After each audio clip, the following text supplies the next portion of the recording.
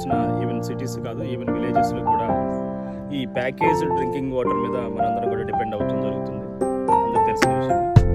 కానీ once upon a time ఫీల్డ్స్లో work చేసే వాళ్ళు కానీ విలేజర్స్ కానీ ఎలాంటి వాటర్ రిసోర్సెస్ మీద ఆధారపడి ఉంటారు అనేది మనం ఇప్పుడు చూడబోతున్నాం.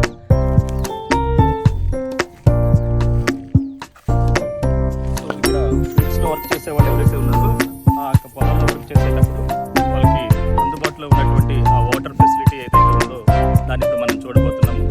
కొన్ని ఏరియాలో ఫ్రెండ్స్ మనం దీన్ని కొన్ని ఏరియాలలో బావి అని కానీ, కొన్ని ఏరియాలో మోటార్ అని కానీ, కొన్ని ఏరియాలో చలమలని కానీ మనం దీన్ని పిలవటం జరుగుతుంది. దాన్ని మనం ఇప్పుడు చూడబోతున్నాం.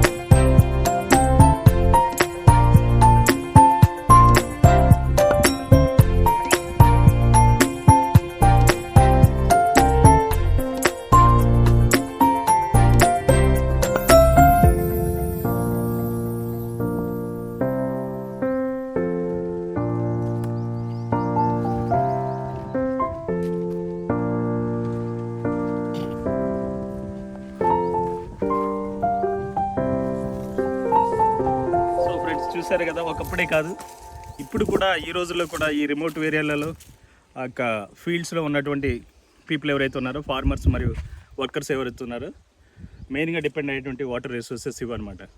సో మన ప్యాకేజ్ డ్రింకింగ్ వాటర్ మనం ఎంతైతే ప్యూరిఫైడ్ అనుకుంటున్నామో దానికంటే కూడా స్వచ్ఛమైనటువంటి వాటర్ని మనం ఈ ప్లేస్లలో పొందవచ్చు. థ్యాంక్ యూ ఫ్రెండ్స్ మనం ఇప్పుడు చూసాం కదా, ఇప్పుడు చూసినటువంటి ఈ వాటర్ రిసోర్స్ ఏదైతే ఉందో దాన్ని ఇప్పుడు మనం ఒక క్లియర్ పిక్చర్ మనం ఇప్పుడు చూడబోతున్నాము. ఇది ఫ్రెండ్స్ ఈ విధంగా మనకి ఆ ఫీల్డ్స్లో ఉండేటువంటి మెయిన్ వాటర్ రిసోర్స్ ఈ విధంగా ఉంటుంది. ఇక్కడ నుంచే ఈ రైతులు ఎవరైతే ఉన్నారో వాళ్ళు రైతులు కానీ, పశువుల కాపర్లు కానీ ఇలాంటి ప్లేస్ నుంచి వాళ్ళు ఈ వాటర్ రిసోర్స్ మీద డిపెండ్ అవ్వాల్సి ఉంటుంది. సో ఇది ఫ్రెండ్స్ మనందరికీ తెలిసిన విషయం ఏంటంటే only bottled drinking water R package drinking water మాత్రమే తెలుసు. కానీ విలేజెస్లో స్టిల్ ఈ రోజుల్లో కూడా ఇలాంటి రిసోర్సెస్, వాటర్ రిసోర్స్ మీద రైతులు అనేవాళ్ళు డిపెండ్ అవ్వటం జరుగుతుంది ఫ్రెండ్స్.